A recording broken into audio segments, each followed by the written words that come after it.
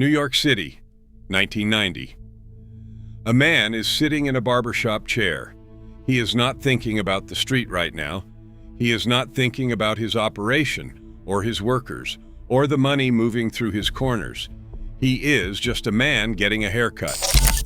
The specific relaxation of a man who has built something real and allows himself, in this one moment, in this one chair, in this one barbershop, to stop calculating and just exist. The door opens.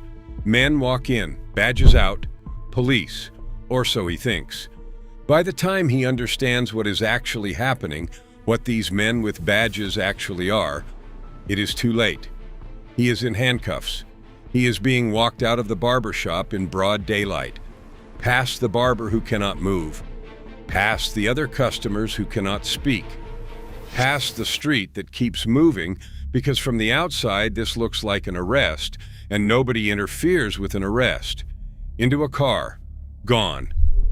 The ransom call comes hours later, 6 figures. Pay it, or never see him again. This was not an isolated incident. This was not a one-time robbery by desperate men making a reckless decision. This was a business model.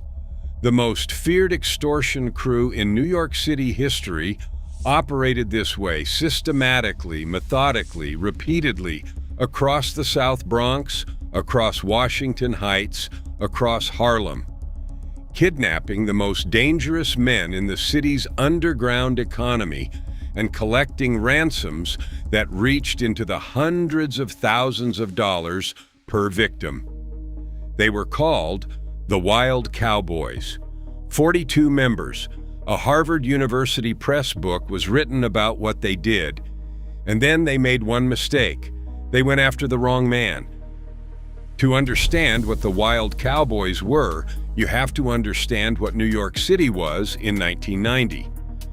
The crack era had transformed the city into a war zone. Not metaphorically, literally. The numbers tell the story that words cannot fully capture. In 1990, the 34th Precinct in Washington Heights reported 10,027 crimes in just over 3 square miles of land. 103 of those crimes were murders. 103 people killed in 3 square miles in 1 year. If you took that murder rate and applied it to all of New York City, the annual total would have been catastrophic beyond anything the city had ever recorded. The crack economy had produced something that nobody fully anticipated. Not just violence, organization. The men who controlled the corners understood that the drug trade was a business, and that a business required infrastructure, protection, supply chains, distribution systems, the specific operational discipline that kept money moving even when the government was watching and rivals were circling. Washington Heights was the epicenter. The neighborhood in Upper Manhattan, densely populated and predominantly Dominican, sitting next to the George Washington Bridge, had become the cocaine capital of the eastern United States. The West 170s between Broadway and Amsterdam were not just a neighborhood, they were a distribution center. It was the geography through which the cocaine that supplied the entire eastern seaboard passed before reaching final destinations in a dozen cities.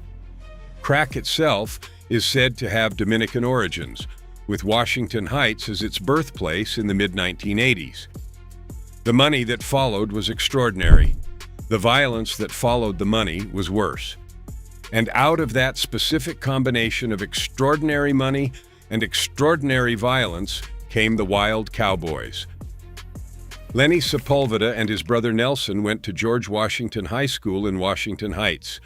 They grew up watching what the crack economy was doing to their neighborhood, watching the money that moved through those streets, watching the specific hierarchy of power that the drug trade had created, who sat at the top, who answered to whom, who had the product and who needed it, and what the distance between those two positions was worth. They built a crew around the people they had known longest, the boys they had gone to school with. The men from the same blocks and the same buildings who shared the same specific understanding of Washington Heights that only comes from growing up in it. Daniel Rincon. The streets called him Fat Danny. Wilfredo de Los Angeles. Platano. Jose Yaca. Pascualito. 42 members at their peak. Not a street gang in the traditional sense, an organization with hierarchy, with specific roles, with the operational structure of men who had thought seriously about what they were building and how they wanted it to run. They rose fast. They controlled entire blocks in Washington Heights and the South Bronx simultaneously, the West 170s between Broadway and Amsterdam, buildings in the South Bronx near St. Anne's Park, corners across Upper Manhattan and the Bronx that generated millions of dollars per week through the specific crack distribution network they had built from high school friendships and neighborhood connections. But what separated the Wild Cowboys from every other crew operating in New York City during the crack era was not just the scale of what they sold, it was what they did to everyone around them. They pistol-whipped their own workers, not as punishment for specific failures, as management, as the specific tool they used to maintain the organizational discipline that their operation required. You worked for the Wild Cowboys. You did not complain about the Wild Cowboys. You did not speak to anyone outside the Wild Cowboys about what you knew of the Wild Cowboys. They murdered rivals, not reluctantly, not as a last resort after other options had failed, as a first response to any challenge to their territorial control. They shot and slashed witnesses to their crimes. Anyone who had seen something they were not supposed to see. Anyone whose testimony could build the case that law enforcement was trying to build. Anyone who represented a thread that, if pulled, could begin to unravel what they had constructed. Nobody talked. In the 34th precinct, in the specific geography where the Wild Cowboys operated, 103 people were murdered in a single year. The people who survived understood exactly what talking about what they had seen would produce. They did not talk. And then the Wild Cowboys developed a second business. On top of the drug operation, on top of the corners and the buildings and the millions per week, they built an extortion enterprise that targeted the most successful operators in New York City's underground economy. The logic was specific and calculated. Drug dealers could not call the police. A man who had his money stolen, who had been held at gunpoint and stripped of everything he had built, could not walk into a police precinct and report the crime, because reporting the crime meant explaining the money, explaining where it came from, explaining the operation that generated it, explaining the supply chain and the workers and the specific illegal infrastructure that had made a man wealthy enough to be worth kidnapping in the first place. The Wild Cowboys understood that asymmetry perfectly. They targeted men who were generating serious money, not corner boys, not small operators working someone else's product. The men at the top of the underground economy, the men whose operations generated the kind of cash that justified the specific risk and preparation that taking them required.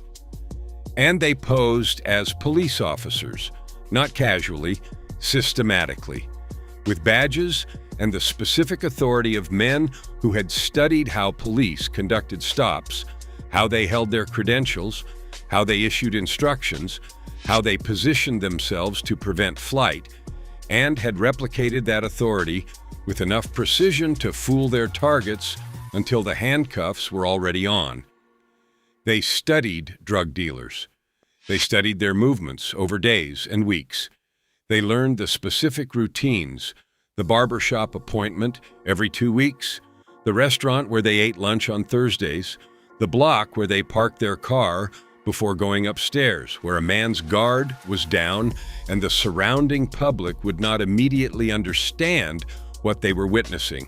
Then they moved, fast, coordinated, rehearsed, badges out, handcuffs ready. The dealer went into their car, thinking he was being arrested. By the time he understood what was happening, he was somewhere nobody knew to look. December 1990. A dealer is in a laundromat, an ordinary afternoon errand, the kind of task that fills the hours between the more significant moments of a man's day. He is not on the corner. He is not in a meeting.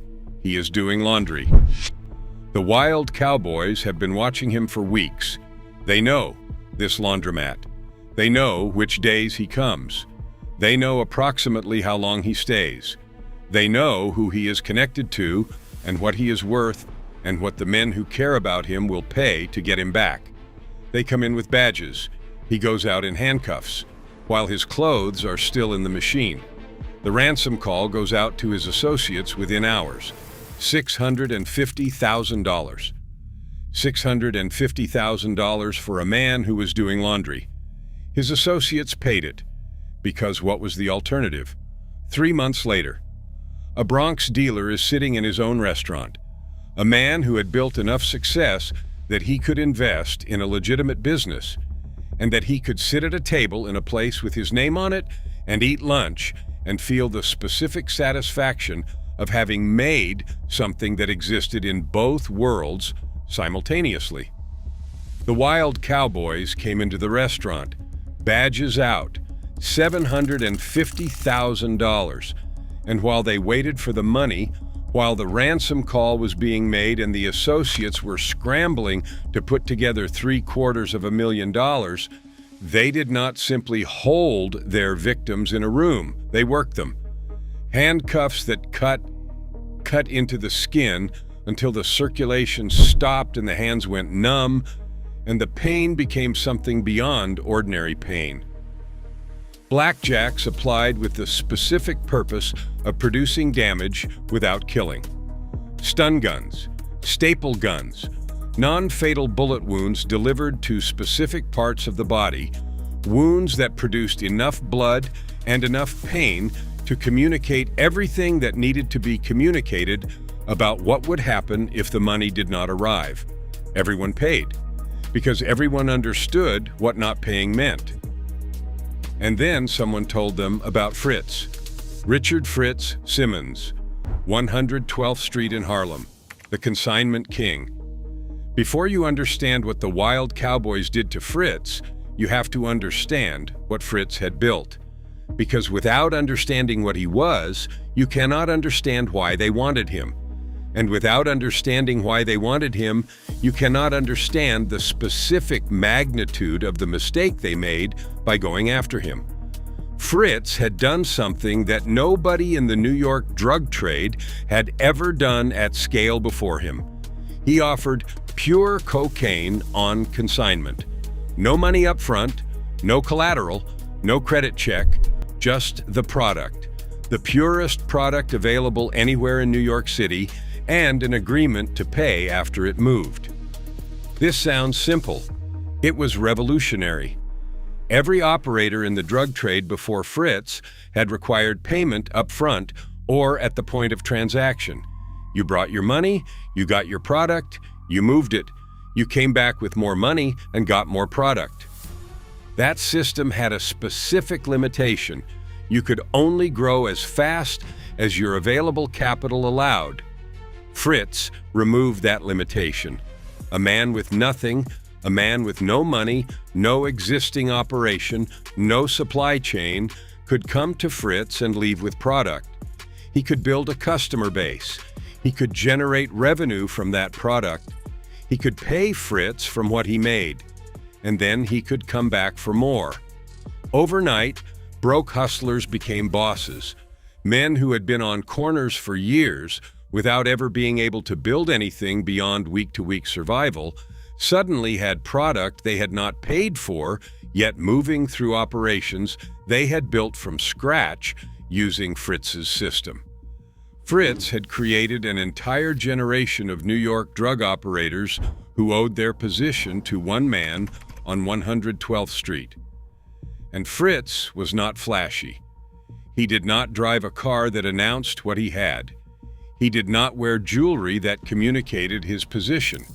He did not surround himself with the specific performance of wealth that most men in his situation felt compelled to maintain. He was quiet, calm, focused entirely on the business.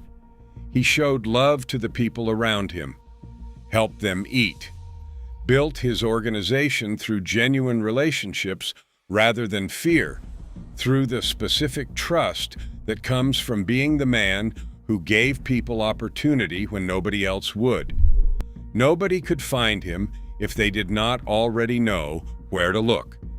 That invisibility was his armor, and then the Wild Cowboys found a way through it. They went after his girlfriend first. Not Fritz directly, not the business, the person he cared about. The woman whose presence in his life represented the specific human vulnerability that every man carries regardless of how carefully he has constructed his professional armor. Gunmen forced their way into his girlfriend's home at gunpoint. They were not there for the money primarily. They took cash. They took jewelry. But what they took with the most deliberate intention, what they chose from everything in that apartment to carry with them when they left, was one specific item: her favorite ring. They took it because it was hers, because it was recognizable, because when Fritz received it back, he would understand immediately that whoever had sent it had been inside a space that only people he trusted knew about, that they had been close enough to know what she valued, that the reach of what was coming extended all the way to the most private part of his life. A messenger appeared on 112th Street in a Jeep. He found Fritz. He handed him a package, inside a note, and the ring. The message required no translation. "We know who you are. We know where the people you love sleep. We know what she wore every day. We took it from her. This is what we can reach. This is what we will take from you if you do not respond correctly to what comes next." Fritz held the ring. He read the note. He said nothing, but something was already in motion inside his organization that he had not authorized and would not have authorized if anyone had asked him.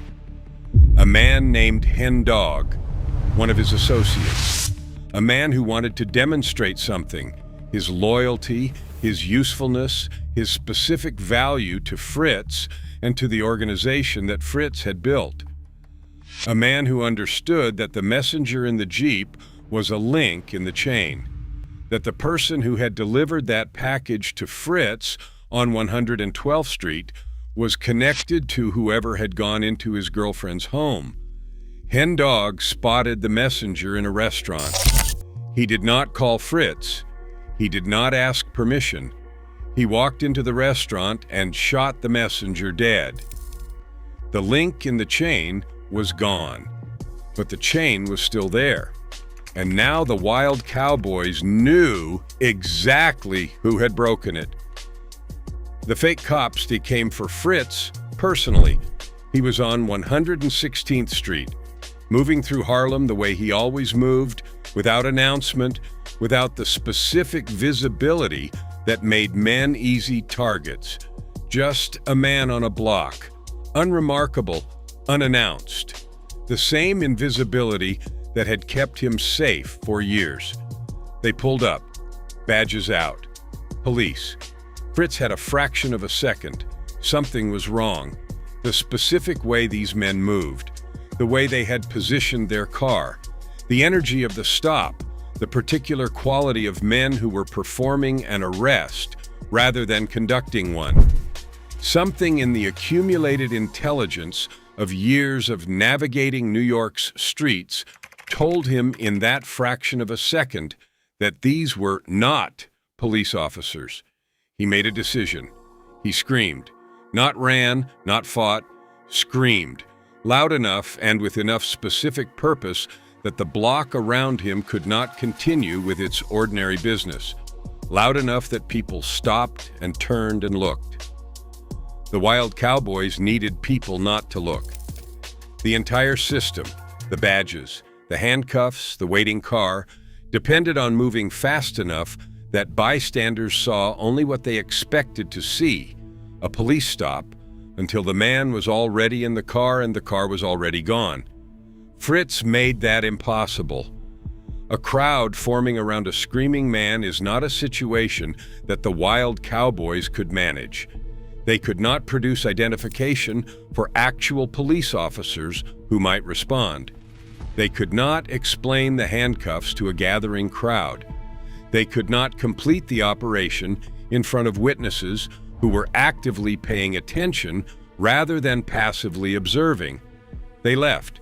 Fritz stood on 116th Street, still there, still breathing, but understanding something that required immediate attention. They had known he would be on that block, not approximately, not in the general vicinity, on that specific block at that specific time. That information had not come from surveillance. Surveillance produces general patterns. This was specific. Someone had told them. Fritz started accounting for everyone who knew his movements. The specific process of elimination that a man conducts when he understands that the threat did not enter from outside, but had been cultivated from within.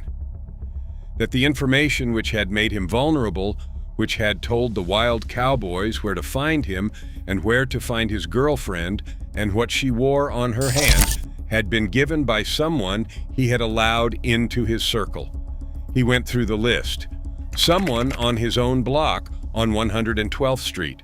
Someone who had been present long enough and trusted enough to have access to the specific details that a crew from Washington Heights could not have gathered through observation alone. He found the answer. Days after the failed kidnapping attempt on 116th Street, the mole was shot and killed. The specific message that a man sends when he has identified who sold him. When the accounting is complete and the answer is clear and the response is the only response available in a world where the courts are not an option and the police are not an option, and the only language that means anything is the language that the Wild Cowboys themselves spoke fluently. The mole was gone. Fritz was still there. The Wild Cowboys' end came the way that all organizations built on unlimited violence eventually end. They could not stop, even when stopping was the only rational move. Even when the scale of what they had done, the bodies, the ransoms, the witnesses shot and slashed, the 42 members operating across multiple boroughs had made them the kind of target that the NYPD and the DEA devoted years and serious resources to dismantling. They could not stop.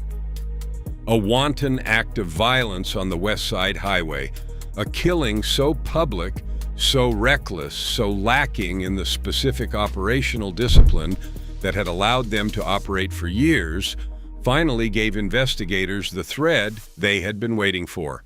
The NYPD pulled it, and everything attached to it came loose.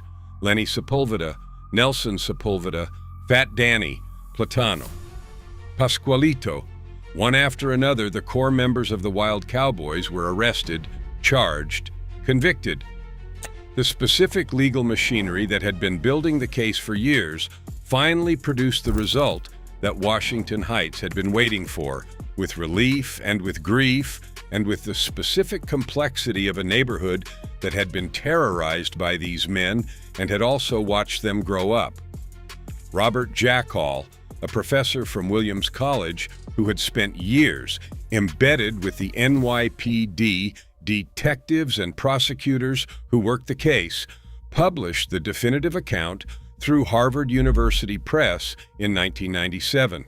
Wild Cowboys, the most feared extortion crew in New York City history, documented, analyzed, preserved in the permanent academic record of what the crack era produced in the specific geography where it was most concentrated.